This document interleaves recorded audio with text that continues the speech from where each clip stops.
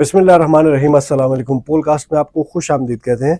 नाज़रीन, आपने देखा होगा कि आसिम मुनीर साहब के फील्ड मार्शल बनने के बाद बहुत ज़्यादा चहमगोइयाँ हो रही हैं और बहुत सारे लोगों को उनके फील्ड मार्शल बनने पे तकलीफ़ हो रही है।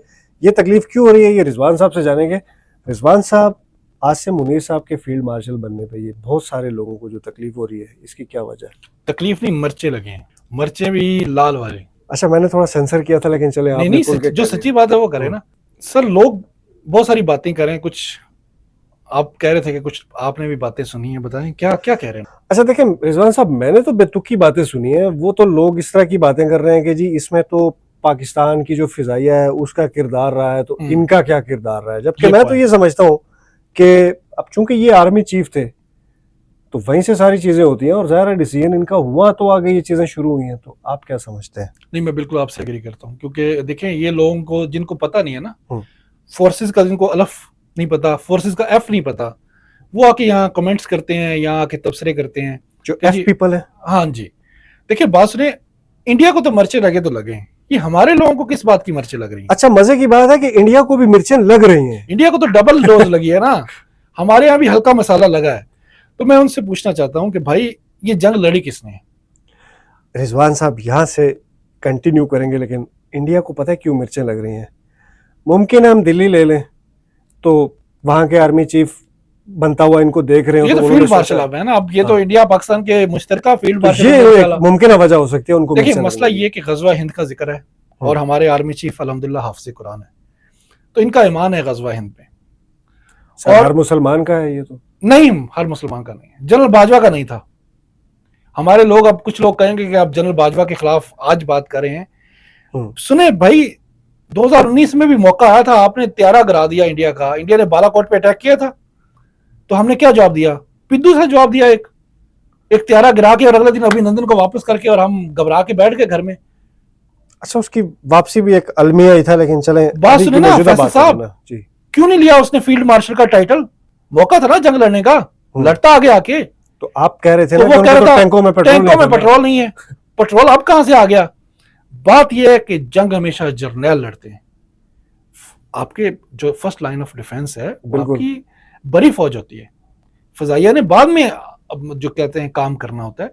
स्टार्ट जो होता है किसी भी लड़ाई का, वो बड़ी फौज करती है ना। आपकी सरहदों के ऊपर काम गर्म हुआ, एलओसी के ऊपर आपकी आर्मी ने सबसे पहले इंडिया को मुंह तोड़ जवाब दिया। आपने उनकी चौकियां देखी जहां पे उन्होंने सफेद झंडे लहराए थे। सबसे ज्यादा कैजुअलिटीज भी तो इन्हीं की होती हैं। मैं बात नहीं करूं कि सफेद झंडे किसने लहराए, इंडिया ने लहराए, और हमारे जवानों ने अटैक किया था ना। बिल्कुल बिल्कुल। तो फिर किसको फील्ड मार्शल का एजाज दें? जो बंदा भाई पीछे से पूरा अपनी फोर्सेस को लेके चल रहा है, जिसका मोराल बुलंद करता है सारा उनका, यार जिसका दिमाग चल रहा है, उसी को फील्ड मार्शल बनाना है ना हमने। सर वेल इन्फॉर्म्ड अगर कोई बंदा है तो वो यही हो सकता है जो आपका चीफ होता है। Obviously on the paper, on the table और ऑन द फील्ड जो बंदा एक्टिव था, जो बंदा सो नहीं रहा था। देखें एयर चीफ को भी पूरा क्रेडिट जाता है और नेवल चीफ को भी, हर एक फौज के सरबराह को बिल्कुल जाता है। देखिए ये एक तस्बीह थी, बिल्कुल एक तस्बीह में प्रोए हुए मोती थे, मोती हैं जो उनके सरबराह थे आर्मी चीफ। और ये अच्छा किया कि इन्होंने फील्ड मार्शल बनाया, क्योंकि मेरा ख्याल है जो chairman joint chiefs of staff committee का जो एक ओहदा है ना, वो एक रस्मी सा ओहदा है, और उनका काम इस तरह के हालात में शायद इतना एक्टिव नहीं होता जितना आर्मी चीफ का होता है। सर अभी भी ये भी एजाजी होता है, लेकिन मेरा सवाल ये था कि सर ये मोर्चे क्यों लगी हैं? फैसल साहब यहाँ आप गलत समझ रहे हैं, ये एजाजी कहने वालों के बकौल है ना। वैसे तो ये ओहदा सारा उसी को मिलेगा जिसने खुद जंग में हिस्सा लिया हो ना। पूरे इख्तियारात फील्ड मार्शल आसिम मुनीर के पास होंगे, ये सारी अफवाज में तकर्रुर तबादले कर सकेंगे, ये सारी चीजें जो है ना इनकी मशावरत से हुआ करेंगी। और फील्ड मार्शल 5 स्टार जनरल होता है भाई। इसमें दिक्कत क्या है? अगर ये करेंगे तो इसमें जो तकलीफ हो रही है, तकलीफ वो उनको हो रही है जो कि इनके पुराने मुखालिफ हैं, जो हमने पहले जिक्र किया था, जिन्होंने 2022 से खामखा इनके साथ वो कहते हैं ना मतक्का लगाया हुआ है। यार एक बंदे का जो जिंदगी का मिशन का मकसद ये है कि जो दुश्मन है, जो पाकिस्तान के दुश्मन है, जो पाकिस्तान को मैली आंख से देखते हैं, मैंने इनको सबक सिखाना है।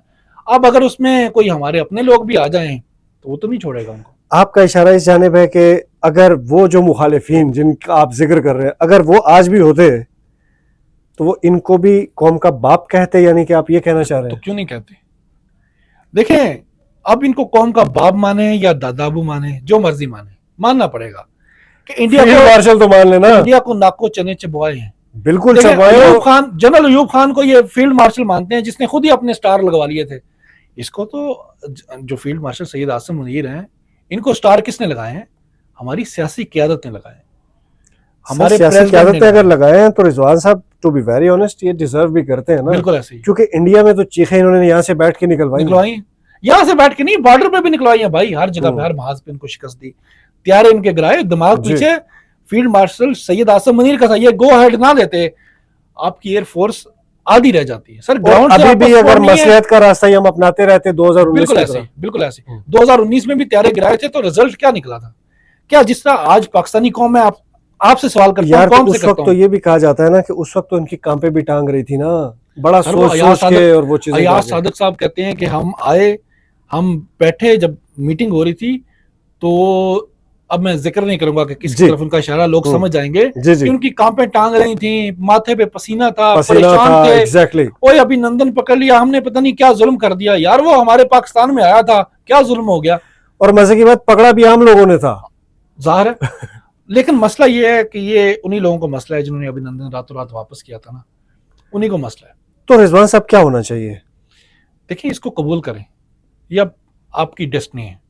और फील्ड मार्शल सैयद आसिम मुनीर, और एक और मजे की बात मैं बताऊं, ये ओहदा ताहयात है, ये रिटायरमेंट नहीं है फील्ड मार्शल की, अब ये ताहयात है, आप इनको कबूल करें। आम लोगों के बारे में आप क्या राय देते हैं कि इनके चाहने वालों की तादाद कम है या ज्यादा है? बहुत ज्यादा। आसिम मुनीर साहब, देखें, आसिम मुनीर साहब के ऊपर जो भी क्वेश्चन मार्क थे ना, जो पीटीआई ने फैलाए थे, इंडिया से जंग के बाद साबित हो गया कि वो बिल्कुल प्रोफेशनल आदमी है और अपने काम से काम रखते हैं। और यार सियासत में भी मजे की बात है, उस तरह उनका कोई वो नजर ही नहीं आता सर। अगर रोल होता सियासत में, तो ये इंडिया से जंग में वो सियासी क़यादत को कोई क्रेडिट लेने देते? वो सबसे पहले आगे आते, मेरे अजीज हमवतनों, मैंने ये कर दिया, मैंने वो कर दिया। देखिए, आपका वजीर आजम उनको क्रेडिट दे रहे हैं और वो बड़े हम्बली कह रहे हैं कि यार ना करें वजीर आजम साहब। और तो ये वही एक जत्था ही है जो इसको डिक्टेटरशिप भी करार दे रहा है। ये पाकिस्तान को कमजोर करने की कोशिश करें। देखिए, इस तरह के हालात करेंगे ना आप, इंडिया दोबारा अटैक। तो रिजवान साहब, उस जत्थे का क्या करना चाहिए? मेरा सवाल ये, हमने पिछली वीडियो में आपको कहा था, फैसल साहब इंडिया अटैक करने की कोशिश करेगा, तो जब हमारे फील्ड मार्शल के ऊपर तनकीद करेंगे तो फायदा किसको होगा? डेफिनेटली इंडिया को होगा। तो ये पाकिस्तान को कमजोर करने की कोशिश है ना, हमें इसका मुकाबला करना है। देखें, हम कोई वो क्या कहते हैं ना, वो बूट पॉलिश और ये, हम अपने ऊपर वो लेबल नहीं लगवा रहे, हम सिर्फ पाकिस्तान के साथ। सर, इसमें बूट पॉलिश की पहली बात यह है कि बूट पॉलिश वाली कोई बात इसमें है नहीं, बिल्कुल नहीं। क्योंकि कोई भी मुहिब्बे वतन पाकिस्तानी जो है, जिसको अपने मुल्क से प्यार है, वो अपनी अफवाज के साथ भी डेफिनेटली खड़ा रहेगा। देखिए, पाकिस्तान है तो हमारी पहचान पॉलिश वाली कौन सी बात है? हमारी पहचान पाकिस्तान है फैसल साहब। सर, पाकिस्तान है तो हम है ना, हमारे आबाओ अजदाद यहाँ मरे हैं, हमने भी यहाँ जीना, यहाँ मरना है। जिनकी कब्रें बाहर बननी है वो मुखालफत करते रहे, हमें क्या? तो इसका सदेबाप कैसे हो सकता है? क्योंकि ये नैरेटिव जो फैलाया जा रहा है, ये तो एक जहर है ना। देखें, इसी तरह से देखिए, हम कोई लड़ाई तो नहीं लड़ सकते ना। रिजवान साहब, जो लोग बाहर बैठ के बकवास करते हैं, तो उनको यहाँ बुलाने का, उनका ट्रायल करने का कोई सिस्टम नहीं है। फैसल साहब, ट्रायल से ये काम नहीं होगा। देखिए, ये माइंडसेट की गेम है ना। ऐसे लोगों को जवाब देने के लिए मेरा ख्याल है हम लोग काफी हैं। हम लोग जब लोगों को समझाएंगे, लोग समझेंगे, और लोगों को अक्ल है, लोगों को शऊर है। फैसल साहब, लोग समझते हैं कि ये लोग कहाँ से बोल रहे हैं, किसकी फंडिंग से बोल रहे हैं, यूट्यूब के कौन से व्यूज के लिए बोल रहे हैं, और लोग उनको। अफसोसनाक बात यही है कि ये यूट्यूब के व्यूज के लिए ही ज्यादातर बोल रहे हैं, सिर्फ अपने कंटेंट के लिए ये चीजें कर रहे हैं। तो रिजवान साहब, आप क्या समझते हैं कि ये जो एक जत्था है जिसमें मुखालिफिन हैं, जो इस तरह की बातें करते हैं, अफवाहें फैलाते हैं, इनकी परसेंटेज आपके ख्याल में कितनी होगी? कोई आटे में नमक बराबर है? 1.5% होगा, 1% होगा टोटल, यानी कि ये काबू किए जा सकते हैं। अभी आप रोड्स पे जाएं, लोग जश्न मना रहे हैं, लोग खुश हैं इंडिया के खिलाफ कामयाबी पे कि नहीं? सर, लेकिन इज़हार तशक्कुर पे भी बहुत सारों को तकलीफ हो रही है ना। सर, तकलीफ बहुत सारे हमें नजर आते हैं ना कि सोशल मीडिया पे वो फलां आ गया, फलां आ गया, ट्रेंड चलवा के लोग। मुझे एक बड़ी खास बात जहन में आई है, मुझे उसका जवाब दीजिएगा रिजवान साहब, कि मैं ये देखता हूँ कि यार चलो, इंडिया में जो कुछ झूठ मीडिया में फैलाया जा रहा है, वहाँ के सहाफ़ी तो साफत कर ही नहीं रहे हैं, वहाँ के यूट्यूबर्स भी आपके सामने वो सारा गोबर ही साबित हुए हैं। यहाँ पर पाकिस्तान में बैठकर या पाकिस्तान से बाहर बैठकर जो खुद को पाकिस्तानी कहते हैं, जिन्होंने पाकिस्तान की शहरियत से ही इतना कुछ हासिल किया है, वो लोग भी सवाल उठा रहे हैं और मुझे ये बताने की जरूरत है कि वो क्या सवाल उठा रहे हैं, उनको क्या जवाब देना चाहिए। सर मैं उनको यही कहूंगा कि होश के नाखल लें और कुछ भी ऐसा बोलने से पहले, कहते हैं पहले तोलो फिर बोलो, कुछ भी ऐसा बोलने से पहले 100 बार सोचना चाहिए कि जिससे हमारी मादरे वतन पे, हमारे प्यारे मुल्क पे, हमारे कौमी परचम पे कोई एक भी दबा है। आप जब पाकिस्तान के अंदर बैठ के कुछ बात करते हैं ना, तो आप पाकिस्तान को रिप्रेजेंट कर रहे हैं। इनको दानिश कनेरिया जैसे लोगों से सीखना चाहिए कि जो उसके साथ हुआ राजस्थान में। बिल्कुल ऐसे ही, बिल्कुल सीखना आपने चाहिए देखा। इनको। अभी देखे ना, एक और वावेला इन्होंने बचाया इंडिगो एयरलाइन का, कि वो एयरलाइन को पाकिस्तान ने परमिशन नहीं दी। हम क्यों परमिशन दें? भाई उसमें आप क्या रख के भेज रहे हैं हमें थोड़ी मालूम है। आप हमारे बच्चों पे मिसाइल मारें जी, आप खुजदार में हमारे मासूम बच्चों को शहीद करें, हम आपको क्यों एयर स्पेस दें? रिजवान साहब, खुशदार से पहले 137 बच्चों का क्या कसूर था सर? मैं यही बात कर रहा हूं कि जब आपने ये तो इस तरह इन की हरकतें बेगैरतों का करेंगे- जो मैदान जंग में जी अफवाज का मुकाबला नहीं कर सकते हमारी, वो अपने जख्म चाटने के बाद मासूम बच्चों पे ही आके वो निकालते हैं। पहले उन्होंने मैं कहता ATS पेशावर करवाया, इंडिगो खुशदार करवाया। इंडिगो एयरलाइन का हर मुसाफिर उसकी तस्वीरें दिखा के मोदी से पूछे कि तुम्हारी इन हरकतों की वजह से आज हम मौत के मुंह में जा रहे थे। तुम अगर ये जंग पाकिस्तान पे मुसल्लत ना करते, पाकिस्तान ये कभी एयर स्पेस बंद ना करता। और मेरे ख्याल से इन लोगों को ये भी मालूम होगा, जो आम इंडियंस है रिजवान बिल्कुल साहब, मालूम। ये जो 10% आपने बताया हुआ ना कि जो RSS और शिवसेना का जो बिल्कुल जत्था ऐसे है, ही। ये जो हिंदुत्व के इंतहा पसंद हिंदू हैं, इनके अलावा जो बाकी 90% लोग हैं, वो वो आम लोग हैं यार, बिल्कुल अमन पसंद लोग हैं वो। मैं इसलिए कहता हूं कि अगर मोदी ने ये काम ना किया होता तो हमें किसने काटा था कि हम उनको एयर स्पेस ना देते या उनको यहां ना आने देते। लेकिन एक चीज आप नहीं समझते कि इस जंग के बाद वो, चूंकि वो अवैसी बरादरान भी हैं जो हर वक्त मोदी के टुकड़े टुकड़े करते फिरते थे, अब देखें इन्होंने इस जंग में पाकिस्तान पे कितनी ज्यादा हर्जा सराई की है, कितना भौंके हैं। तो आपको नहीं लगता कि अब हमारे मुल्क में तो देखें जितने लोग भी भौंक रहे हैं, बकवास कर रहे हैं, उनको कोई जवाब नहीं दिया जा रहा, लेकिन वहां पे मोदी ने इनको कस के नहीं रखा हुआ। वैसे साहब वो ये नहीं समझते, वो ये नहीं समझते कि अगर ये करेंगे तो मोदी किसी सूरत उनको नहीं बख्शेगा। क्योंकि यार मोदी जैसा भी है, वो अपनी स्टेट पे तो बात कभी भी नहीं आने देगा ना। उसकी स्टेट पे जो बात करेगा वो उसको गुजरात वाला हाल करेगा उसका। यहाँ पे जो कुछ हो रहा है रिजवान साहब, तो ये यार बड़ा एक अलमिया नहीं है। आपने पूरा बात कर दी है, इसका जवाब सिर्फ एक दूंगा जी। अवैसी साहब जो मर्जी कर लें, मोदी आपको हड्डी नहीं डालेगा। मोदी तो खैर हिंदुओं को वहां पे हड्डी नहीं डाला, ये तो फिर भी मुसलमान है। कोशिश करे ना हड्डी मिल जाए, हड्डी नहीं मिले। लेकिन रिजवान साहब, यहाँ पे ये भी तो हो सकता था कि जैसे कांग्रेस ने कोई नफरतों वाले बयान तो नहीं दिए ना, उन्होंने ना जंग को सराहा है। बिल्कुल ऐसे ही। तो ये मुसलमान होने के नाते चले ये पाकिस्तान के हक में बात ना करें, अपने लोगों के हक में तो बात करते ना। जंग तो नहीं देखती ना यार हिंदू मुसलमान, जंग हिंदू मुसलमान देखती है। सलमान खान ने ट्वीट किया सीज फायर पे, खुशी का इजहार किया, लोग पढ़ गए उसको। इंडिया का मुसलमान तलवार के ऊपर जी रहा है, खुदा की कसम। वो सर सलमान खान नुमाइंदा नहीं है ना, मसला ये है। नहीं, मसला ये है कि इंडिया का हर मुसलमान, ऐसी जैसे लोग नुमाइंदे हैं ना। फैसल साहब नाम का मुसलमान भी, आमिर खान के साथ क्या हुआ था, इंडिया का नाम का मुसलमान भी तलवार के साए में जी रहा है।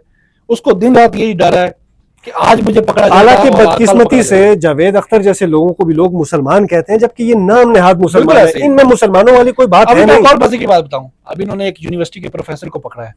किस वजह से पकड़ा है?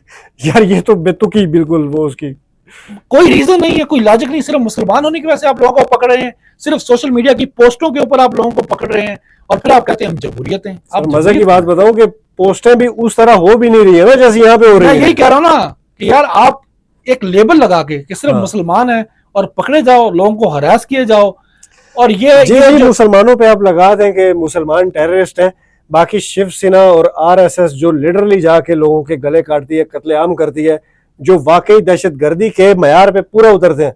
दहशतगर्दी की अगर कोई मुजस्सम सूरत हो ना रिजवान साहब, तो वो RSS और शिवसेना हो।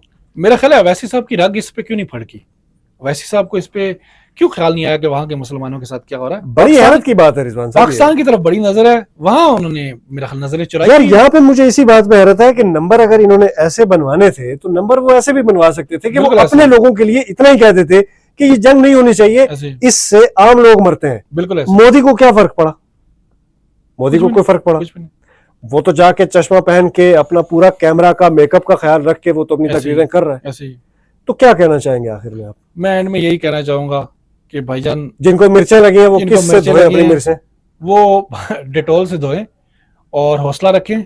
इंशाल्लाह आने वाले दिनों में बहुत फील्ड मार्शल साहब ऐसे ऐसे काम करने जा रहे हैं कि उनकी मिर्चों की तादाद डबल हो जाएगी, और इसलिए डिटॉल की बड़ी बोतल अपने हाथ में रखें। डिटॉल से और भी मिर्चें लग सकती हैं। पता नहीं साफ होंगी कि और लगेंगी, ये तो आने वाला वक्त बताएगा। नाज़रीन, गुफ्तगू आपने सुनी और आप भी बताइए कि बतौर पाकिस्तानी, एक मुहिब्बे वतन पाकिस्तानी, हमने जो बातें की हैं उनकी आपकी नज़र में क्या अहमियत है, क्या आपकी आरा है, हमें कमेंट सेक्शन में ज़रूर आगाह कीजिएगा। और कुछ लोग जो आकर बकवास करते हैं, मैं उनसे सिर्फ यही कहना चाहूँगा कि उनके बकने से, गालियाँ बकने से हमें कोई फ़र्क नहीं पड़ता, लेकिन उनकी तरबियत पे सवाल ज़रूर उठता है। तो इसलिए जिन्होंने अपनी तरबियत दिखानी है वो बेशक आके कमेंट्स ना करें। बाकी आप लोग ज़रूर बताइएगा आपको हमारी वीडियो कैसी लगी। अपना बहुत सारा ख्याल रखिएगा। अल्लाह हाफिज़।